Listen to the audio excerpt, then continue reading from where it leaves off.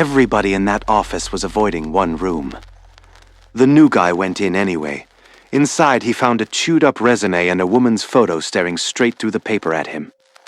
After that, roaches started crawling out of his bag. Then Black Heels showed up under an interview table. Then, at home, another hand slid into his hair while he was washing it. And when he finally got somebody to tell him what the hell was happening, the answer was worse than he thought. It wasn't one ghost. It was 3. Hello, everyone. I'm Mr. Greencap.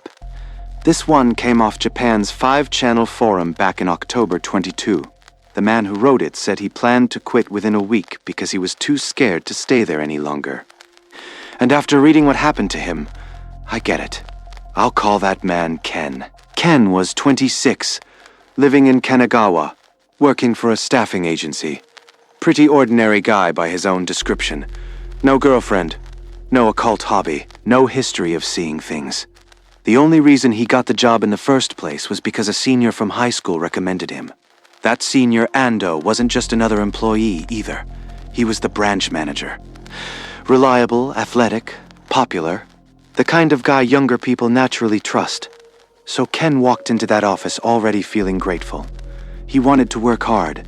He wanted to prove Ando hadn't made a mistake by bringing him in. The office itself was small. 8 people total. At first, he was too busy to notice much of anything. He was drowning in calls, complaints, interviews, staff issues, client visits, apologies. All of it. But after 6 months or so, once the shock of the workload wore off, he started noticing one strange little pattern. Nobody wanted to go into the records room on the 2nd floor. That room was just where they kept resumes and old files. New applicants' paperwork went up there. Former workers' files came back out of there. It should have been the most boring room in the building. But every time somebody needed to archive something, they found an excuse. They'd leave the documents on a desk. They'd walk away. And then Ando, smiling like it was nothing, would hand the stack to the new guy. At first he figured, all right, this is just how offices work. New guy gets the annoying errands? Fine. But the more it happened, the stranger it felt. Because it wasn't just that they avoided the room. It was the way they watched him after he came back down. People would look up from their desks, stare for half a second too long, then look away the moment he noticed. Like they were checking whether something had happened. One day he went upstairs to file a new set of resumes. He pulled a folder loose, and a whole stack spilled out onto the floor. One file on top had been chewed to pieces. The edges of the resume looked bitten, torn in jagged curves like an animal had worked on it. But the file folder itself wasn't damaged. Inside was a photo. A young woman, eyes wide open, looking straight into the camera. And the first thing he thought was not ghost, it was rats. Finally, he thought, now I get it. Nobody wants to come up here because the place has vermin. He picked the file up with his fingertips, carried it downstairs, and handed it to one coworker. The guy took one look at it, went pale, and refused to touch it. He just told him to take it straight to the manager. That was bad enough. Worse was what happened next. When Ando came over, he didn't ask what the file was. He didn't ask where it came from. He just said, "You brought down that file from upstairs, didn't you?" Ken froze. How the hell did he know? It was such a small thing, but Ando's reaction made it feel like it wasn't small at all. He even snapped at him for almost carrying the file home in his bag, as if that would have been a serious mistake. That was when it really hit him. Everybody else knew something, and he was the only poor bastard in the dark. Before Ando took the file away, Ken saw the name on it. Akane Obara. I'll just call her Akane. That night at home, he searched the name online. There were a few accounts with that name. One of them had stopped posting about a year earlier. And in the replies under the last post, one of her friends had written something like, "I'm sorry I couldn't help you." That line hit him hard. He couldn't prove it was the same woman from the file, but in his gut he knew he had just found a dead person's account. And right when he was about to dig deeper, something brushed past his hand. A cockroach. He jumped up, grabbed spray, and then saw 2 more roaches crawling out of his bag. Not from the apartment, from his bag. He dumped everything out. Pens, papers, wallet, whatever he had in there. No food. No reason for roaches. No logic to it at all. And still, he couldn't shake the feeling that it had started the moment he touched Akane's file. He tried to stop there. Tried to tell himself he was being stupid. He had a decent salary, a job he had wanted, and a senior he respected. So what if something felt off? Keep your head down. Don't go digging. That worked for a little while. Then the interview room incident happened. It was a normal workday. He was setting up for an interview when somebody knocked on the office door. He called out, "Come in." Nothing. Another knock. He said it louder. Still nothing. Third knock. He finally walked over and opened the door. Nobody was there. Not a damn person. He turned back toward the table and saw a pair of black high heels sticking out from underneath it. Not lying there, wearing them. He says that from where he stood, it looked exactly like somebody was sitting in the chair behind the desk. But that chair had been empty a second earlier. He bent down, thinking maybe there was some explanation. Maybe a prank. Maybe anything at all. And under the desk was a woman crouching in the dark. Long black hair, huge eyes, face so close to his that if he'd leaned an inch farther, he might have hit her. He locked up completely. Couldn't move. Couldn't even look away. The woman was making sounds at him. Not really words. More like wet, broken noise. Then a hand landed on his shoulder and he nearly screamed himself sick. It was Sato, a female coworker. He blurted out that there was a woman under the desk, and Sato, way too calm for the situation, said, "Don't tell anybody about that, or you'll get fired." Then she walked away. That reaction told him more than the ghost did. A few days later, he followed Sato after work and cornered her into talking. They ended up in a McDonald's, and that's where he finally got the office backstory. According to Sato, Akane had worked at headquarters. When the branch office was being opened, Ando insisted on bringing her over. She had wanted to stay at headquarters. He pushed. She came. Then he got involved with another woman. Akane broke down and eventually killed herself in the company cafeteria. That, Sato said, was the woman under the desk. That was why everybody feared the records room. That was why people reacted so badly when the old file resurfaced. And as for why Ando had brought his younger school acquaintance into this cursed little office in the first place, Sato had an opinion about that too. He chose you because you'd be easier to control. You already owed him. You'd be the kind of person who wouldn't just quit. Now hearing that should have been enough. Normal person behavior would be, resign immediately, never go back, thank you very much. But Ken didn't do that. Partly because he still trusted Ando more than Sato. Partly because the job paid well. And partly because, truth is, Akane was still just a stranger to him. So he stayed. From that point on, this stopped feeling like office gossip. It was on him now. He began hearing sounds in the cafeteria late at night when nobody was there. The office would fill with this stench, he says. Like a dead man's rot. One time, Ando went to check a noise in the cafeteria. Came back saying it was nothing. Just a soy sauce bottle falling over. But while Ando was closing the door, Ken saw a pale woman's hand reach from inside the room and lay itself over the manager's hand on the doorknob. Not grabbing him, just resting there. And somehow that felt worse. And Ando didn't feel a thing. Then it followed Ken home. One night he was in the shower, working shampoo into his hair, when he felt another hand sliding into it. A thin hand, a woman's hand. Fingers threading between his the way a lover might. He tore himself out of the bathroom, half blind with soap in his eyes, and spent the whole night awake. The next morning he grabbed Ando and begged him to get the place exorcised. Ando's response? Take a few days off. See a doctor. That was when something in him really started to give way. By then he couldn't tell who was lying, who was scared, who was feeding him bullshit, and whether he himself was losing his mind. Then he saw Akane again. Not in a dark corner, not under a desk. Sitting on the sofa right beside his own workstation in broad daylight, folded in on herself, face tipped upward, staring at him while all the other employees just kept typing and talking like nothing was there. He looked at her and whispered, almost angrily, "Stop following me. If you want somebody, go after Ando. Go after the man who wronged you." She didn't react, so he left work, found a Shinto shrine, and paid for a purification ritual. For a few hours, he thought it had worked. He felt lighter, cleaner, like maybe it was finally over. That feeling lasted until he got home. The pressure in the apartment came back so fast it was almost physical. He hung the charm around his neck, put the ward up in the room, sat on the floor in the afternoon trying not to panic. Then everything around him went black. Not dark in the normal sense, not clouds, not evening. More like the whole room had been shut off. He couldn't move, couldn't close his eyes. Only his eyeballs would still work. And there, sitting in front of him, was the woman. He says fear pushed right through into rage at that point. He screamed at her to get out. She lifted her face, smiled far too wide, a smile stretched past anything a human mouth should do, and said something. When he woke up the next morning, he was soaked in sweat, and the charm around his neck was dripping wet.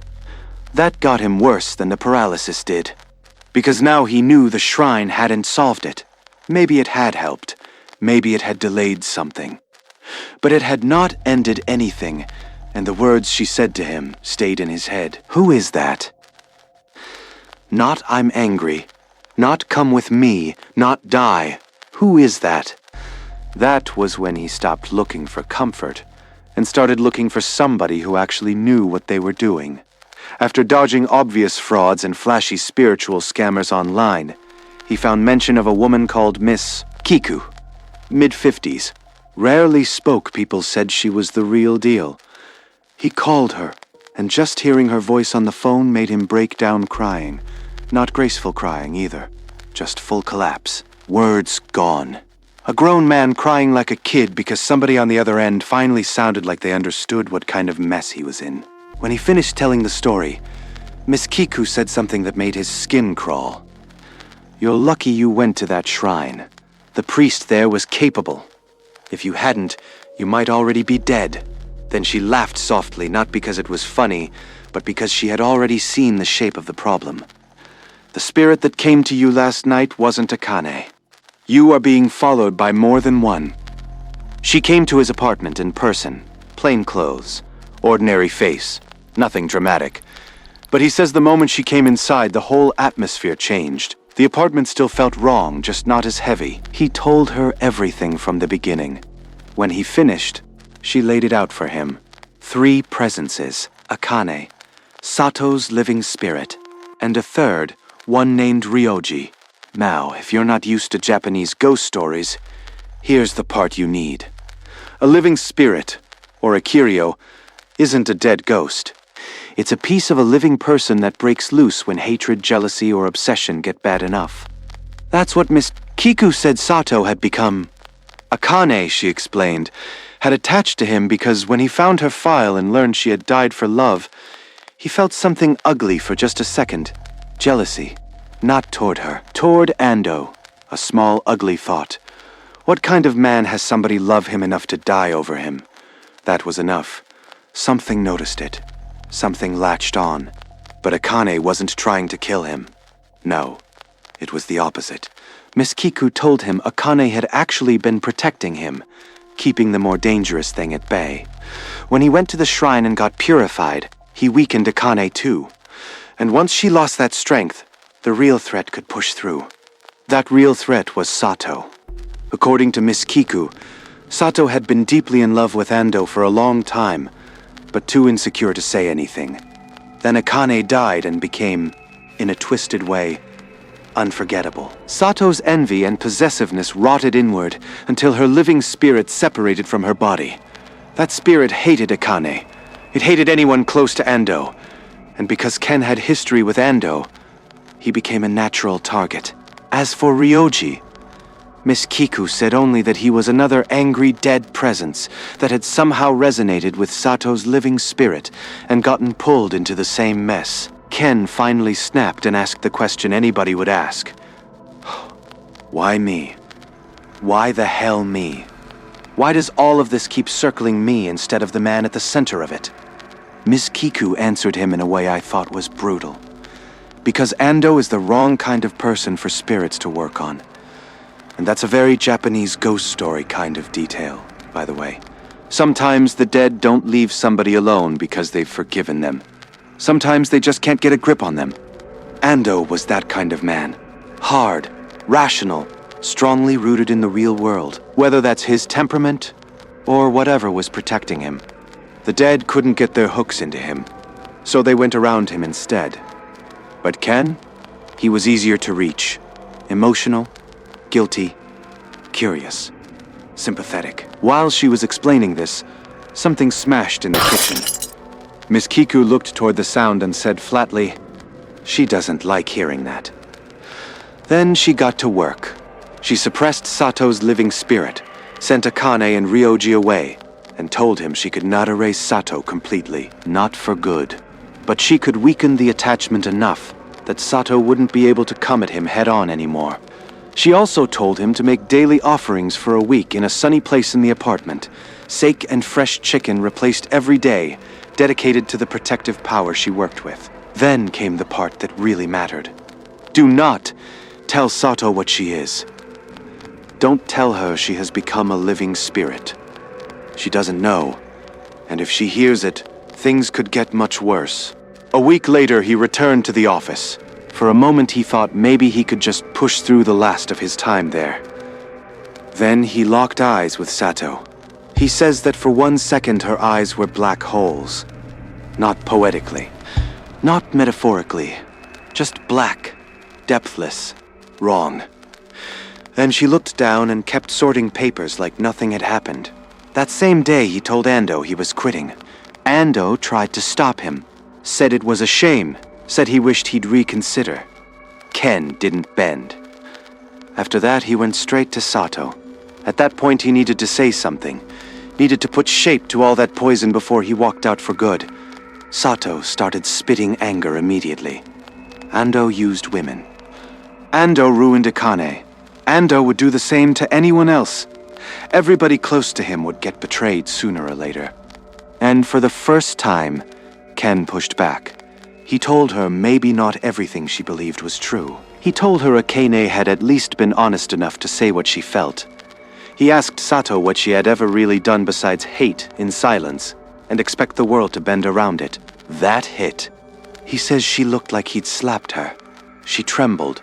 Her eyes watered. Then she did what people like that often do when somebody hits a nerve. She turned ugly, called him disgusting, called him suspicious, told him it was good he was leaving. He left anyway. 3 days after resigning, Sato appeared in his dreams for the first time. She stood outside his door expressionless, just staring at him. He couldn't move. She started smiling. Then the charm around his neck heated up so suddenly it shocked him awake. In the dream, Sato screamed and vanished. That was how it went after that. Sometimes she came in dreams. Sometimes in those half-awake moments where you think somebody is standing by the bed. Every time, the charm heated up. Every time, whatever was there pulled back. Ms. Kiku later told him that once something marks you, even if the worst of it passes, the place you're living in can stay open to more things. So he made the only choice that felt sane. He moved. Back home, far away from that company. When he wrote the post, it was 3 a.m. He was sitting in his old room in his parents' town, listening to the wind in the trees outside, the charm warm against his throat. He said he still didn't know whether Sato would come again. He didn't know who Ryoji really was. He didn't know whether Akane had truly found peace. But he was less afraid now than before. And then he added one last detail. Ando had texted him after he left. The company was short-staffed. Sato had gone on leave. Her mental state apparently was not good. He didn't answer. Honestly, I don't blame him. Because after you've been stuck that long between a dead woman, a living curse, and a workplace full of people pretending none of it is happening, not answering doesn't feel rude. It feels smart. Anyway, that's the file. I'm Mr. Greencap. See you next time.